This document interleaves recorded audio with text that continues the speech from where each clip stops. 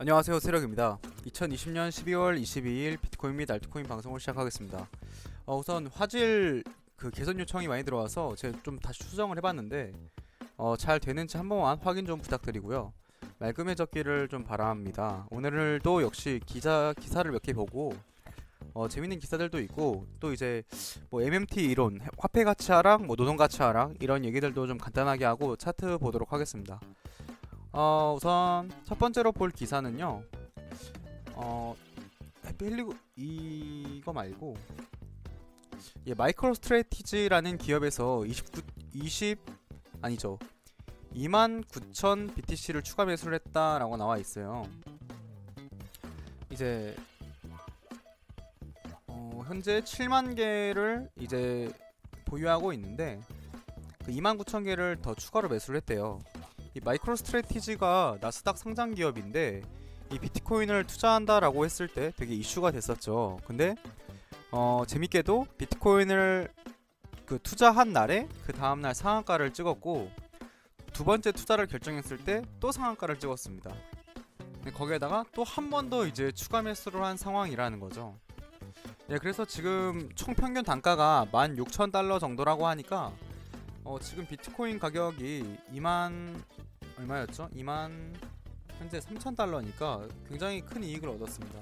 실제로 이 마이크로 스트래티지가 이 비트코인에 투자를 하고 나서 그 분기 이익이었나요? 분기 이익이 이 총 순이익 총 순이익에서 기존에 생산하던 것보다 훨씬 더 많은 이익을 얻었다.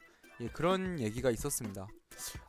지금 시대가 이렇게 많이 변해가고 있고 뭐 스퀘어사라던가 아니면은 뭐 지금 기관 투자자들이 많이 진입해가고 있는 상황이다라는 걸 봤을 때 우리가 어디에 투자를 해야 될 것인가, 어디에 돈이 되는 그런 것들이 있는가를 한번 살펴봐야 되겠다.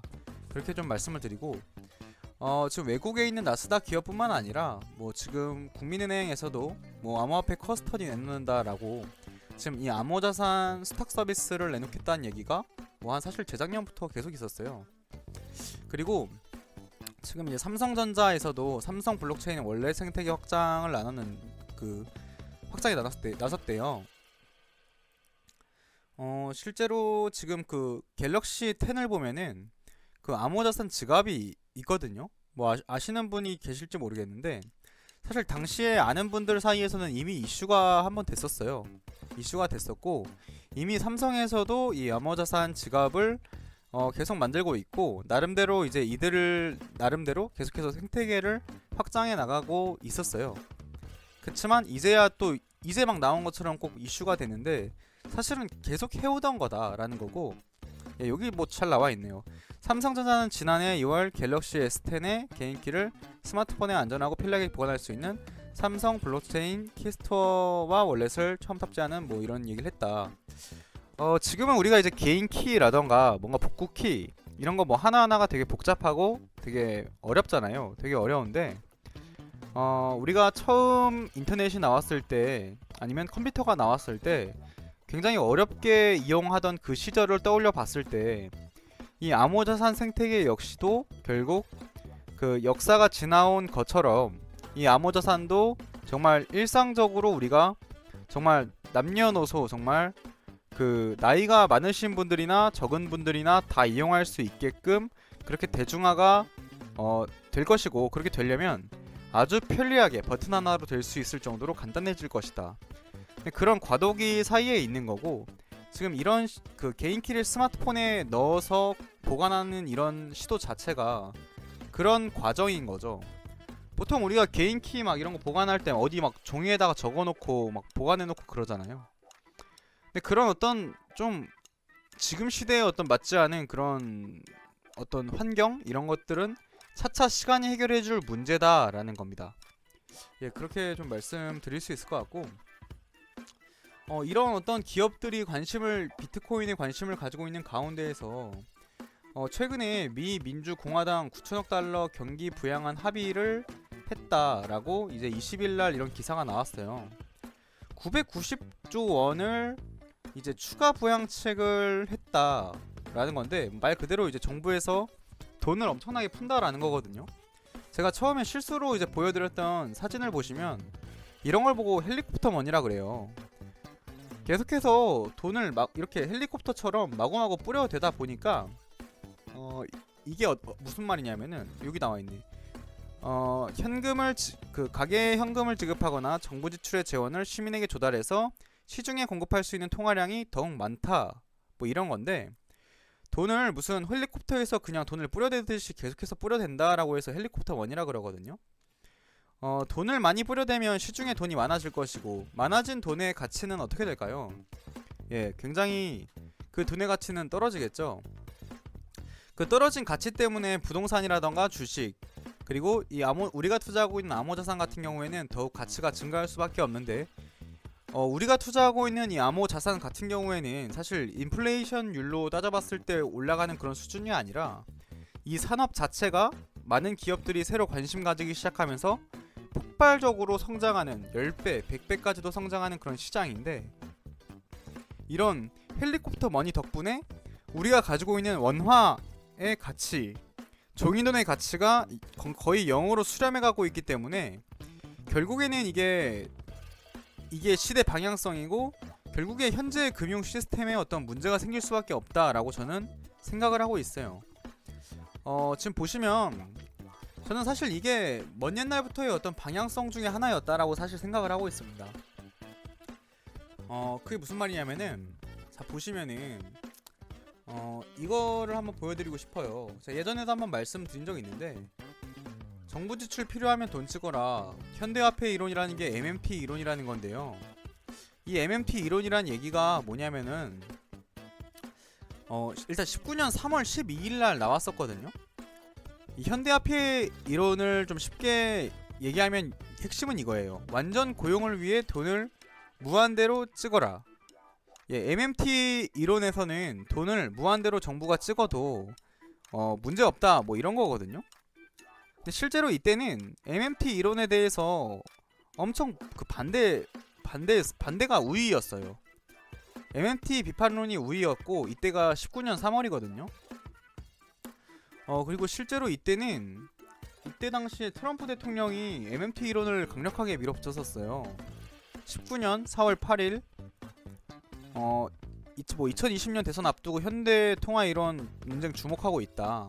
이때 당시에는 오히려 반대하는 사람들이 많고 거의 이때 당시에 MMT 이론이 처음 나왔을 때 사람들이 거의 뭐 트럼프가 완전 미치광이다 라고 막 말하는 사람들도 있었고 진짜 안 좋게 얘기하는 사람들도 많았었거든요.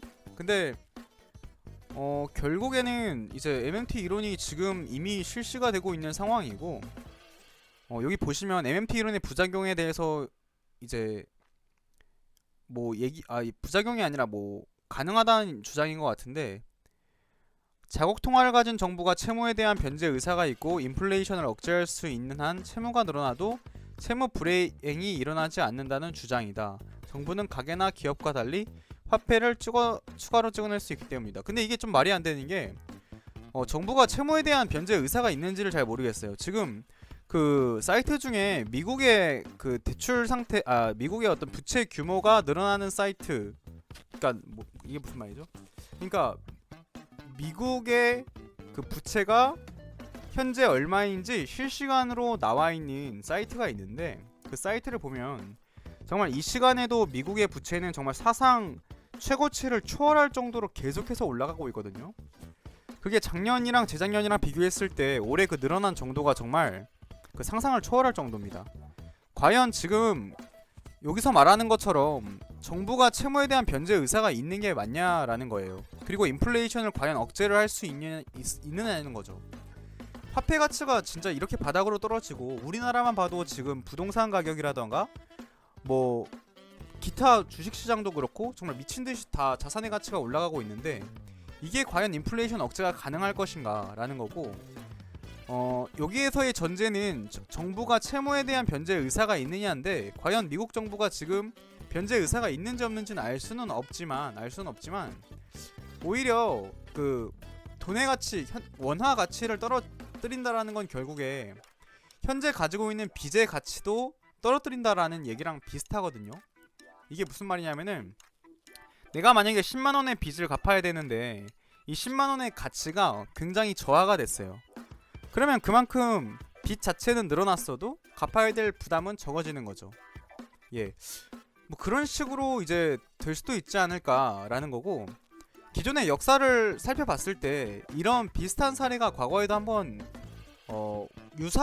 유사하진 않지만 비슷한 사건이 있었는데, 제가 그게 지금 당장 뭔지 기억이 잘 안 나서 말씀 못 드리겠는데, 아무튼 이런 비슷한 어떤 사건이 있었습니다. 이거는 제가 찾아서 다음에 좀 말씀드리도록 하겠습니다. 일단 저는 이게 결국에는 이 현대통화 이론 MMT 이론이 실행이 되고 있고, 그 정부가 채무 그에 대한 변제 의사가 있는지도 알 수 없는 상황에서 결국에는 이 통화 시스템 자체가 저는 암호자산 쪽으로 어떤 형태로든 간에 바뀔 수밖에 없는 방향성으로 가고 있다라는 게 제 생각이고, 그런 관점에서 이제 비트코인과 암호자산 등이 결국에는 시대 미래의 어떤 방향성일 수밖에 없다라고 보고 있는 어떤 제 어떤 큰 틀이거든요.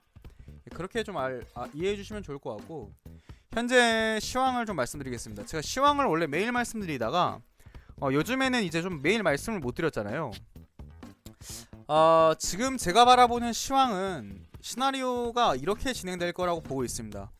일단 제가 처음에 바라본 시나리오 1번 같은 경우에는 전 고점을 돌파하면서 알트코인들이 크게 알트장이 왔어야 되는데 그런 그림이 안 나오고 있습니다. 저는 그 시나리오는 지금 틀렸다고 보고 있어요. 제가 썼던 그 시나리오 1번은 틀렸습니다. 제가 지금의 어떤 생각을 봤을 때 저는 오히려 지금 알트코인들이 가기가 굉장히 힘들다라고 생각하고 있고, 알트코인을 만약에 계속 들고 있는다면 어떤 우리가 기대하고 있는 큰 상승은 나오지 않은 채로 하락을 받을 가능성이 높다라고 보고 있습니다. 왜냐면은 그 이유가 바로 지금 상황이 19년도 3월에서부터 7월까지 있었던 그 비트코인 상승세와 저는 매우 비슷하다라고 보고 있기 때문인데요. 이때가 딱 이랬습니다. 비트코인이 올라서 알트코인들이 좀 따라가 주는 듯 하면서 알트장이 오는가 했는데 결국에 이 비트코인 하락이 7월에 나와주면서 알트코인들은 정말 막 엄청나게 크게 오르지 않은 상황이었음에도 불구하고 엄청난 하락이 나왔거든요. 예를 들어서 지금 XRP 차트를 한번 보면은 XRP 같은 경우에 그 19년도 7월 모습이 이랬었습니다. 이때 당시에 비트코인 상승장이 나와주면서 그 리플도 많이 쏘긴 했어요. 많이 쏘기는 했는데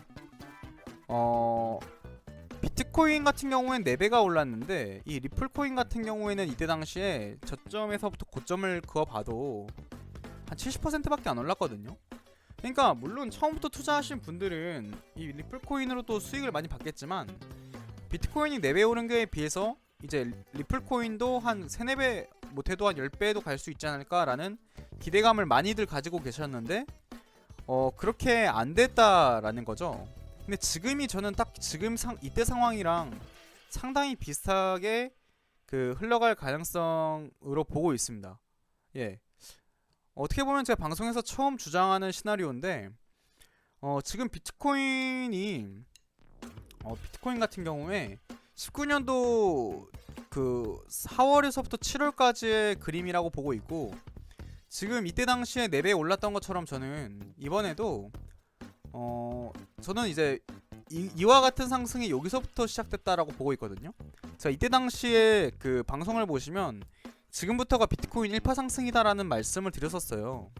근데 이때 보시면 이때가 1파 상승 시점으로 보고 총 240%가 90일 동안 올랐거든요. 근데 이때도 보시면 지금 1파부터 시작을 해서 240%라 한다면 240%가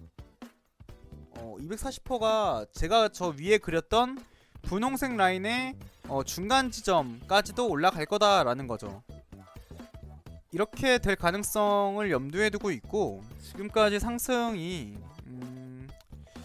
지금까지 상승이 며칠이 나왔죠? 70일 정도 나왔는데 전 한 달 정도 더 상승을 할 수 있을 가능성을 염두에 두고 있습니다. 그렇다고 해서 지금 알트코인들이 크게 쏠 것 같느냐라고 묻는다면은 저는 그럴 것 같은 상황은 아닙니다. 왜냐면은 지금 그 19년도 4월에서 7월에 있었던 그 그림이라고 본다면은요. 7월에 BTC 그러니까 도미넌스 차트가 72까지 찍었었거든요. 근데 그렇다라고 하면은 지금 이번에 비트코인 상승이 더욱더 오랜 기간 나와주면서 저는 도미넌스 차트의 상단을 아예 찍어버릴 수도 있지 않을까라고 죄송합니다. 이렇게 될 것 같진 않고 이렇게 되긴 힘들고 지금 이때 지점을 깨는 중간 라인까지 상승 채널의 중간 라인까지 갈 수 있지 않을까라고 보고 있고 한 76, 77까지도 올라올 수 있지 않을까라고 보고 있습니다. 그러니까 어떻게 보면은 지금 상황은 비트코인 완전 그 독주장이 될 가능성을 지금 첫 번째로 염두에 두고 있는 상황입니다. 예, 그런 상황이고 그렇게 되면 만약에 비트코인의 가격이 앞으로 얼마나 더 오를 것이냐라고 하면은 중간 채널까지 오른다라고 했을 때 기대 수익은 앞으로 보자.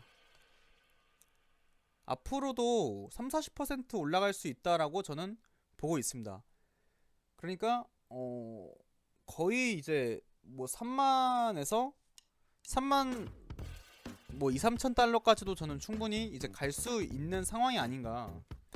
예, 그렇게 저는 보고 있고 이 기간이 얼마나 지속될지 모르겠지만 비트코인 독주장이 오히려 오면 왔지 지금 알트코인장이 올 것 같지는 않습니다. 방금 제가 말씀드렸던 비트코인 독주장이 시나리오 1번이고 여기서 차라리 이 하락이 진짜 약 그 큰 조정의 시작이라고 본다면 그게 차라리 맞는 시나리오인 것 같고 지금 상황에서 알트코인들이 완전히 펌핑이 나오기는 조금 힘든 상황이 아닐까 그렇게 보고 있습니다. 왜냐면 이더리움도 마찬가지고 이더리움 말고 XRP 차트를 봤을 때 보통 이게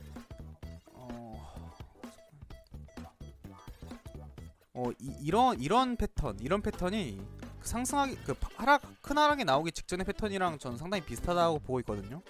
그러니까 보통 그 하락이라는 게 나올 때 어떤 식으로 나오냐면은 이렇게 하락이 나오는 경우는 사실 드뭅니다.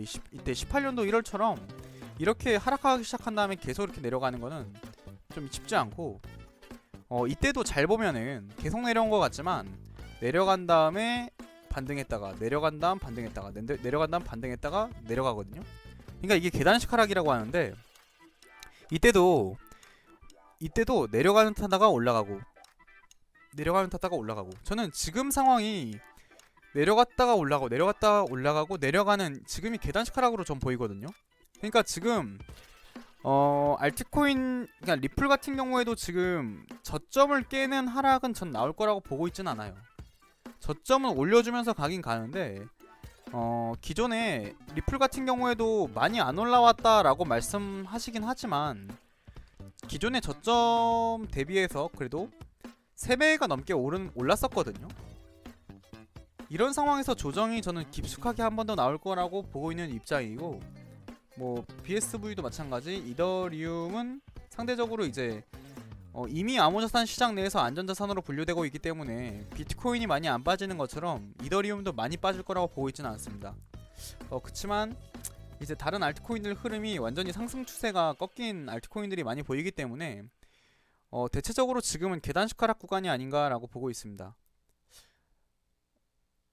예, 그런 상황으로 보여지고 있고 저는 비트코인이 독주를 하던가 아니면 오히려 여기서 하락이 나오면서 하락이 나오되 알트코인들은 더 많이 까지기 때문에 이 도미넌스 차트 자체는 더 올라갈 것이다 라고 보고 있습니다.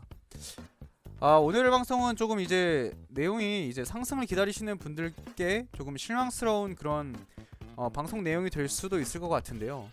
뭐 제가 이제 제 어떤 현재 바라보는 제 시장 관점이기 때문에 이거는 뭐 틀릴 가능성도 매우 높고 항상 참고만 하셔야 되는 부분이고 저는 사실 지금 이미 하락이 나온다 하더라도 다시 상승하는 그 타이밍까지 걸리는 시간이 굉장히 짧아졌고 그것을 바로 저는 단기 사이클이라고 말을 하는데 현재 장기 사이클은 상승세가 시작되었고 단기 사이클은 하락세로 접어든 것뿐이다. 그럼 단기 사이클 하락세가 끝나면 다시 단기 사이클 상승세가 시작이 되는 건데 그 시간이 그렇게 오래 걸리지 않을 거라고 보고 있기 때문에 저는 그냥 무매도 원칙으로 그냥 가져가도 괜찮지 않을까 라는 생각을 가지고 있습니다. 예, 오늘 방송은 여기까지 하도록 하겠습니다. 예, 시청해주신 모든 분들께 진심으로 감사드립니다.